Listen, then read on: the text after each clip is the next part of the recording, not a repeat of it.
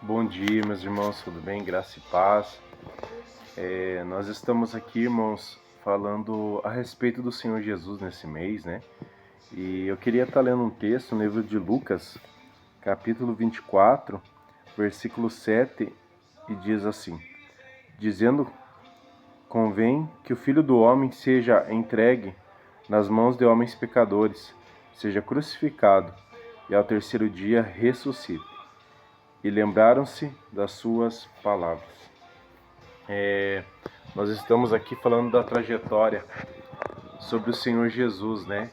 Sobre o tempo que ele passou nessa terra, o legado que ele deixou, né? O propósito de tudo que aconteceu na vida dele aqui, haja vista que era necessário que ele viesse e morresse por nós, pecadores.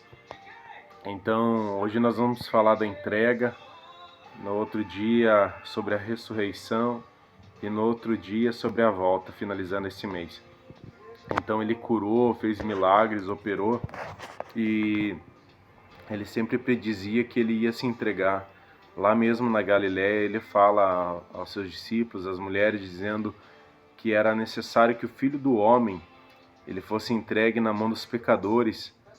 Era necessário que ele fosse entregue pelos nossos pecados, pelas nossas vidas, e rasgando a célula que nos incriminava. Então ele nos trouxe vida, era necessário que ele se entregasse. Muitos se perguntam, mas por que Jesus não podia descer da cruz, tantas coisas, né? Há questionamentos sobre isso, mas a palavra do Senhor diz que um dia ele estava na Santa Ceia com seus discípulos e ele falava: o Filho do Homem vai conforme é para ir, ou seja, já estava escrito. Mas ai daquele que entrega o Filho do Homem, que foi Judas, né, no caso, né? Aí ele diz: melhor se ele não tivesse nascido, né? Devido ao destino que tomou a vida dele. Então, irmãos, saiba que Jesus veio por um propósito. Adão, ele pecou, ele desobedeceu a ordem divina em que não era para tocar na árvore, no fruto, né, do conhecimento do bem e do mal. E infelizmente ele e Eva caíram, falharam, foram enganados pela serpente. E agora Jesus desce sobre a terra, restaura todas as coisas, sendo considerado o segundo Adão, perfeito e justo em tudo que ele fez. Então, meus irmãos, saiba que Jesus veio para cumprir o que estava escrito, conforme estava escrito, e para se entregar por nós, para morrer por mim, para morrer por você. Então, era necessário ele ser entregue. Era necessário. Aquele que estuda a Bíblia, que lê a Bíblia, que conhece da palavra de Deus, sabe que era necessário, e o próprio Cristo disse que era necessário ele ser entregue, né? Então não adianta eu malhar Judas, né, todo ano, pensando que isso vai resolver alguma coisa. O que adianta realmente é eu entender que eu errei, que eu sou pecador também, que eu sou falho. E quantas vezes eu neguei o Senhor Jesus, quantas vezes eu e você falhamos com o Senhor Jesus, nas nossas imperfeições, nos nossos pecados, nas nossas falhas. Mas graças a Deus, igual diz o apóstolo Paulo, graças eu dou por Jesus Cristo, graças a Deus por Jesus Cristo.